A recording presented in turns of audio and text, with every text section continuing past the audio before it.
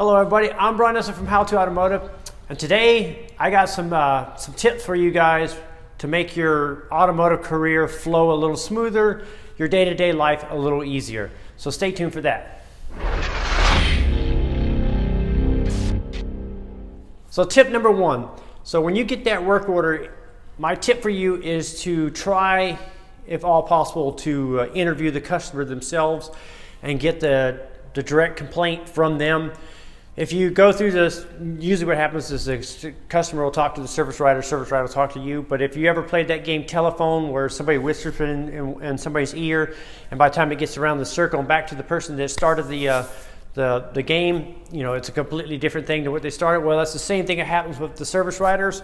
So if you can take the opportunity to walk up to the desk and talk to the customer, you know, yourself about the particular problems going on with their vehicle, you can eliminate some of that confusion and stuff. That can help you out. And also, if they're not there, you know, get permission from your service writer or owner of your shop or whatever to call the customer up yourself and call them up and do your own little interview and get to know the customer, you know, like, so the customer knows that, hey, Brian is the mechanic working on my car and he's asking me questions. He's concerned about my car, my well-being, and it develops a relationship. So that's like a bonus tip for you.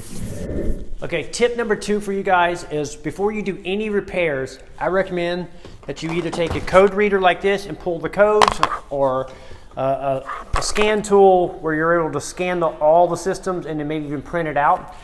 And I like to do that before I work on any vehicle. If it's an oil leak or if it's a check engine light, anything, you just document everything before.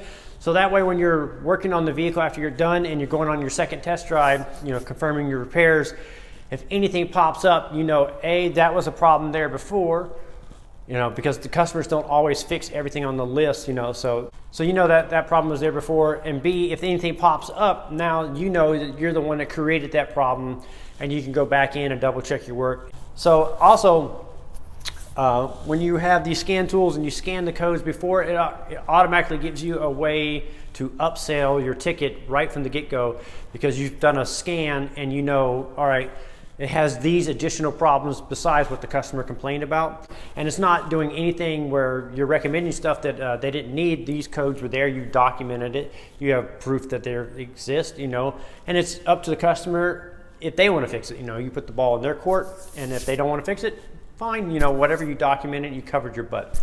So that's my two tips for you. So tip number three kind of goes along with tip number two, and that's using the scan tools and scanners to verify your work after you do a repair. So any repairs that you do, always want to verify it by either forcing the monitors to run, you know, driving the car for some time and you know, checking for pending codes, all that type of stuff like that, and making sure the car really is fixed. You know, each code or each system has its own criteria of checking itself. So you can go into scan tools, so with these bi-directional scan tools, and you can force things to operate and stuff like turning on evap switches and vent valves and you know, running the leak detection pumps, all that stuff. You can do that with the scan tools, and that will that'll help you verify that your repairs are done. So that's tip number three. So tip number four for you guys is when you're about to go home every day, is take your flashlights and your electric power tools and all that stuff and throw them on the charger as you're walking out the door. There's nothing worse than slowing you down when you come into work to go use your power tools or your flashlights or scan tools and the batteries are dead. You know, that's just a big time waste right there. So it's a simple little thing. It's a little bit of habit creating. You just, every night when you leave, you make sure that everything you need to charge is on the chargers and ready to go. That way when you come in the morning, everything's ready to go and you're ready to rock.